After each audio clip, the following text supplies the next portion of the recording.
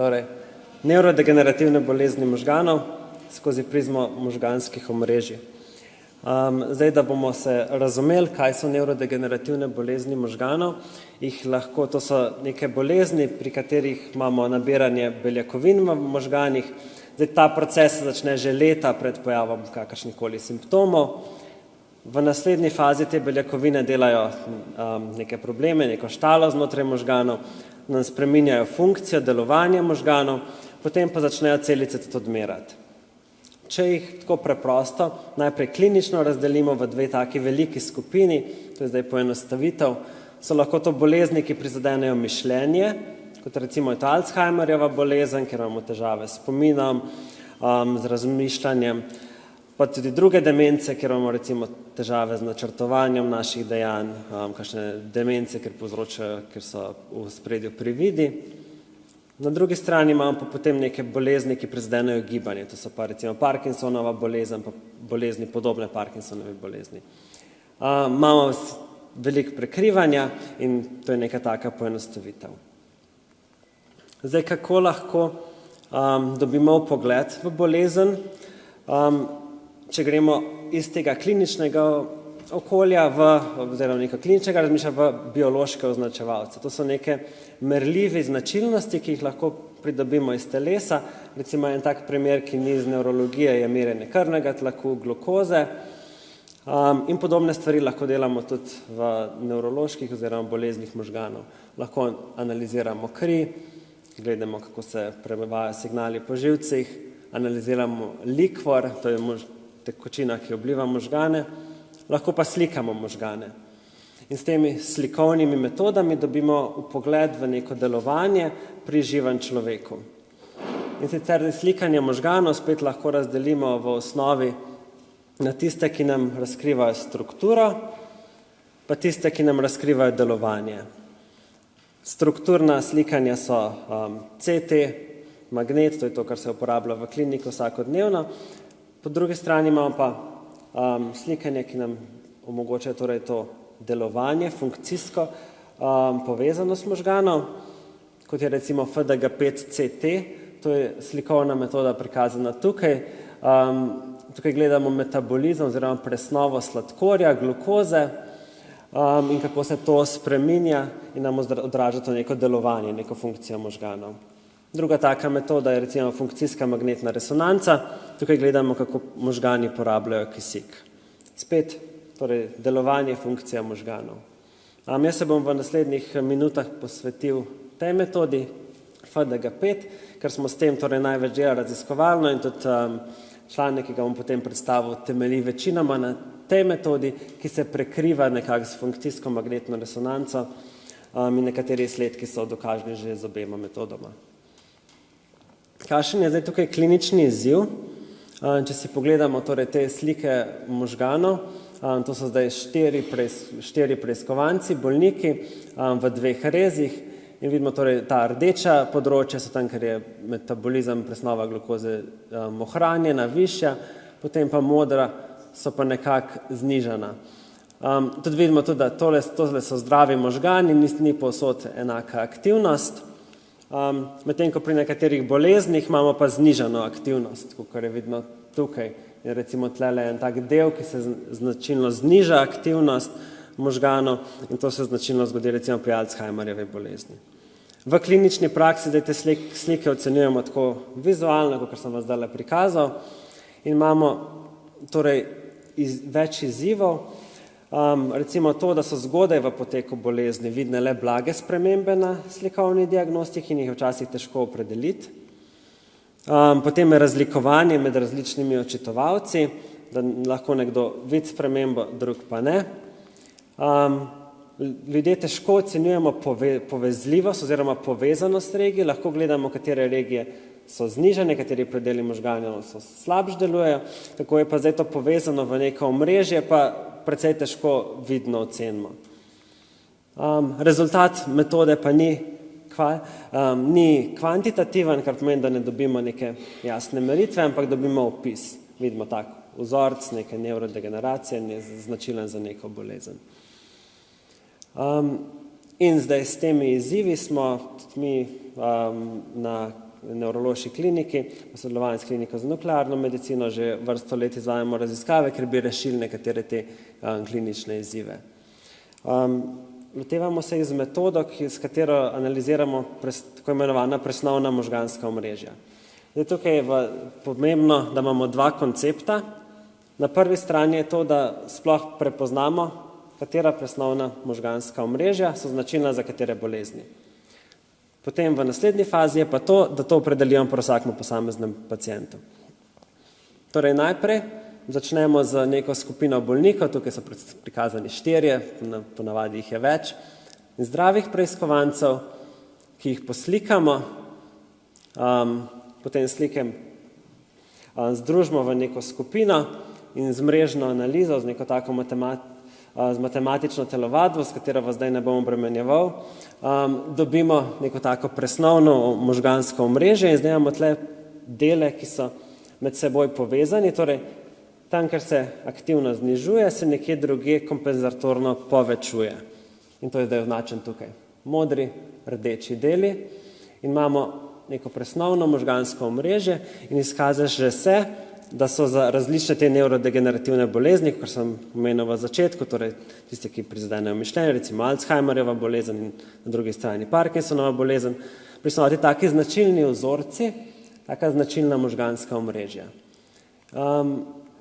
In to so recimo primeri za Parkinsonovo bolezen, za bolezen, ki je podobna Parkinsonovi, torej tudi z neko tako motnjo gibanja, predvsem v začetku je lahko precej prekrivanje v kliničnih simptomih, pa še ena taka multipla sistemska atrofija, potem imamo bolezni demence, demenca Levijevih telesc, Alzheimerjeva bolezen, frontotemporalna demenca, pa recimo neka taka redka Creutzfeldt-Jakobova bolezen. Tako da imamo cel kup bolezni, za katere smo že uspešno definirali ta možganska omrežja na skupinah ljudi. Zdaj pa to nam da neko pogled, kako izgleda tako omrežje na nivoju skupine, kaj pa v naslednjem koraku. V naslednjem koraku pa lahko vzamemo posameznega pacienta, recimo tle imamo našo gospo, ki ima neke začetne znake, neko upočasnjeno gibanje, mogoče se malo trese in jo probamo oceniti, kako so prisotna oziroma kakšna omrežja, kaj se dogaja v njeni glavi. Jo slikamo, vzamemo prejšnji podatek, torej tisto omrežje, ki smo ga prej določili torej pri skupini preiskovancev, tole matematično poračunamo, da določimo tako imenovano izraženost. In zdaj dobimo, najprej primerjamo jasno z neko referenčno skupino bolnih, zdravih in lahko pogledamo, kam ta naša gospa zdaj spada glede na referenčno populacijo. Ona ima srečo, torej nima izraženega tega presnovnega vzorca za bolezen, recimo tem je prikazan za Parkinsonovo bolezen in lahko rečemo, da je v zdravi populaciji. Torej imamo dva principa, definiramo omrežja na nivoju skupine in jih lahko pri posameznem pacientu opredelimo. Zdaj, kakšna ima pa to sploh uporabno vrednost in ali je to le neka taka matematična telovadba, ali lahko dejansko kaj naredimo s tem v kliničnem okolju. To smo se pa spraševali torej v tem članku, ki je šel v Nature Reviews Neurology v lanskem letu, kjer smo skupaj še z enim kolegom iz nevrološke klinike in dvema kolegoma iz raziskovalnega centra v New Yorku opisali in pregledali literaturo in nekako se spraševali, kje smo zdaj med raziskovalnim svetom in vstopom v kliniko. Torej uporabna vrednost, kaj lahko dobimo s temi izraženosti oziroma osebnimi vrednostmi. To lahko uporabimo za diagnozo, kot sem že prej prikazal, torej pri bolnici opredelimo, ali ima omrežje ali ga nima. Lahko pa uporabimo tudi za diferencialno diagnozo. Zdaj tle spet naredimo slikanje, imamo pacienta, ga slikamo, to je en tak, ta naša kamera, 5 kamer, v katero poležemo pacienta. Slikamo, dobimo sliko njegovih možganov, potem pa ne določimo izraženo samo enega tega vzorca, ampak jih določimo več. In sicer tukaj imamo prikazan za te dve bolezni, ki sta podobni Parkinsonovi bolezni, torej multipla sistemska atrofija, progresivna supranuklearna paraliza, PSP, MSA, pa dva vzorca, ki sta značilna za Parkinsonovo bolezen. Tle mogoče kot intermezzo dodam, da torej Parkinsonova bolezen najbolj klasično je ta motorično gibanje, prizadetost motorike, da so ljudje tako rigidni, počasni, se pa pri večini pacientov pojavi tudi nek kognitivni upad, neka demenca, tako, ko bolezen napreduje in izkaže se tudi, da se to da za različnima vzorcama pojasniti. Eno je tisto, ki označuje motorični del, to je ta vzorc, ta drug pa kognitivni del.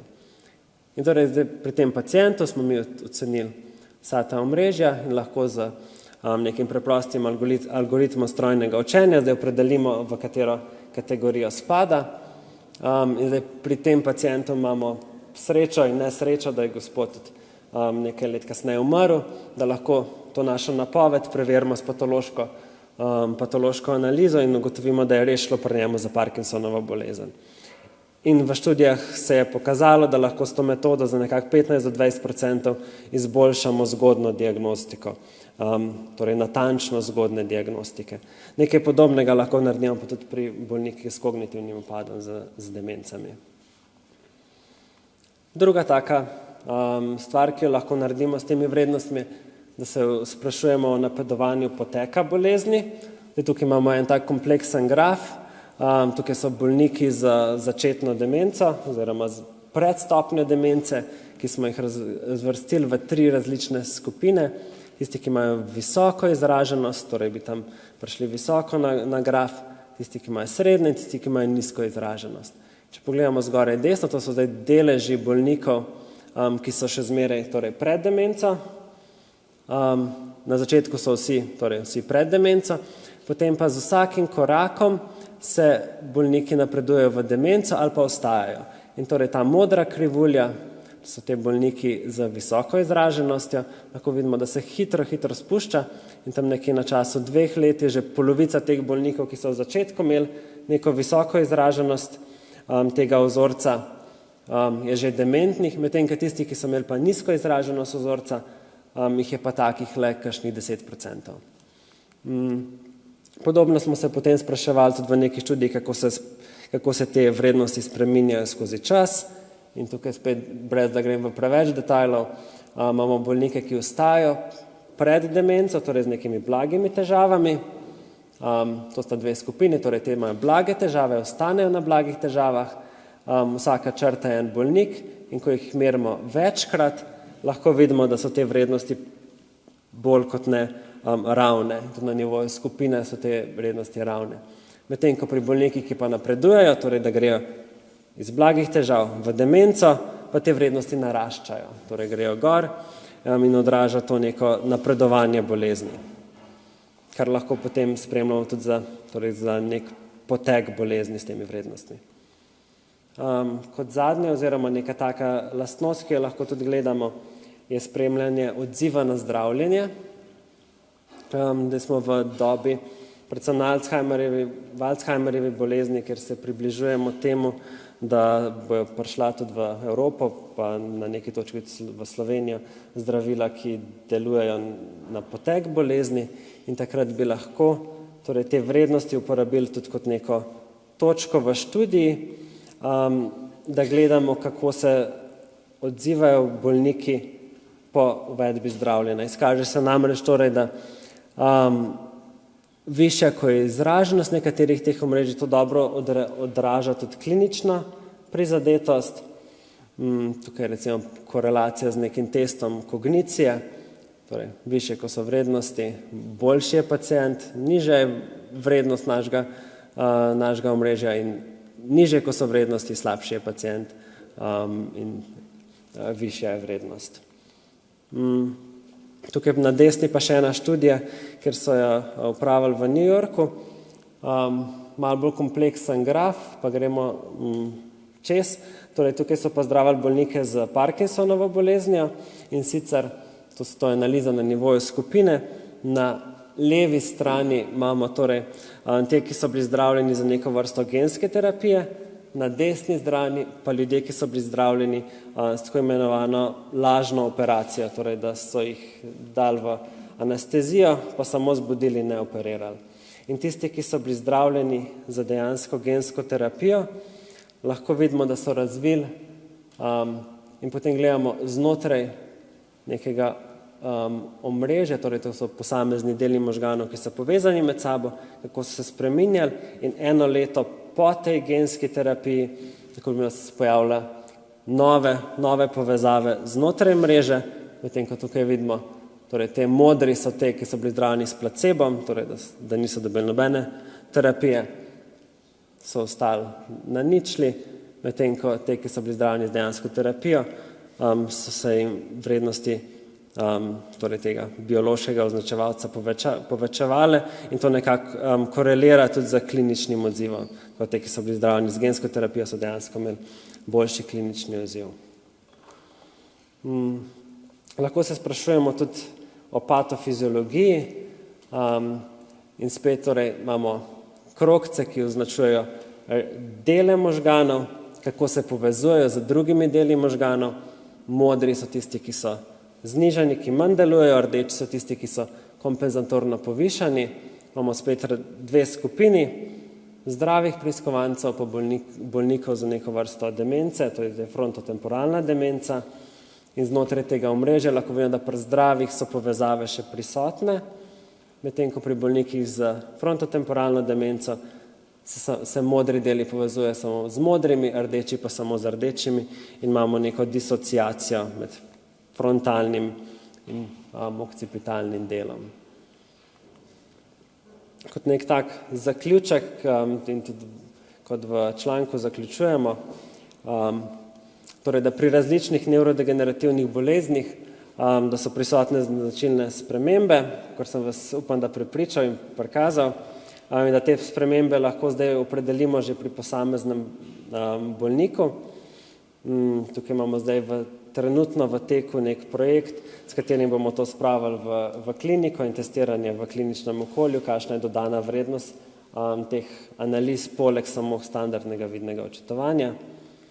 In da lahko zdaj to izraženost, potem, ko jo bomo dobili pri posameznem pacientu, uporabimo kot nek biološki označevalec za različne namene. Še zahvala vsem udeležencem, torej ni to moje lastno delo, za znanost je potrebna velika ekipa, tako da sem hvaležen vsem, ki so sodelovali in prišli, da so mi pomagali, torej da smo prišli do te točke, kjer smo zdaj, da prenašamo te stvari v kliniko. Hvala.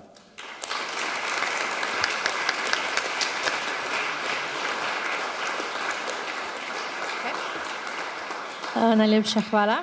Zdaj pa na vprašanja iz slida.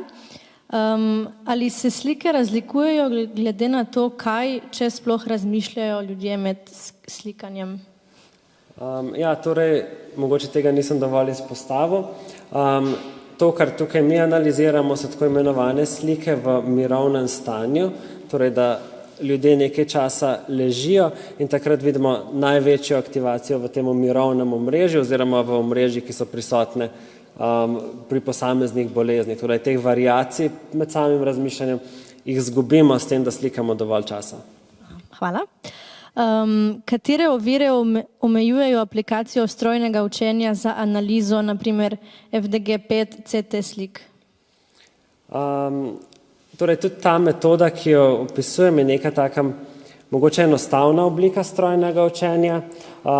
Zdaj glavna omejitev strojnega učenja jasno so pač velikosti podatkovnih baz, velikosti kliničnih baz in tudi od tega, da pridemo do tega, da verjamemo modelom strojnega učenja, do tega, da jih lahko že rutinsko apliciramo v kliniko, je potrebno veliko neke validacije, tako da mogoče so bolj kot neka leta raziskav, preden bomo prišli to, da rutinsko peljujemo to strojno učenje zraven.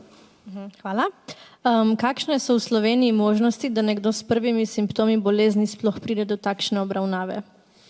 To je pa zdaj težko vprašanje, oziroma čisto po standardnem kliničnem postopku. Torej, če pride pacient v v našo klinično obravnavo in je primeren kandidat oziroma je pri njemu indicirana ta preiskava, jo vsi dobijo. Hvala. Kako deluje genska terapija za Parkinsonovo bolezen? Gre za to, torej, da tako poenostavljeno rečeno ciljamo tista jedra, ki so pri Parkinsonovi bolezni prizadeta, uporabimo neke vrste virusov, da potem se vgradijo v celico in tam delajo spremembe, ki potem upamo, da vplivajo pozitivno na potek bolezni. Okay, super, hvala. Kompleksno vprašanje. Zakaj se pri klinični diagnozi ne uporabljajo kvantitativne metode, naprimer, ki se uporablja tudi v raziskavah, če so kvalitativne metode tako slabo zanesljive? No, ne bi čisto rekel, da so tako slabo zanesljive, so tudi kvalitativno in tudi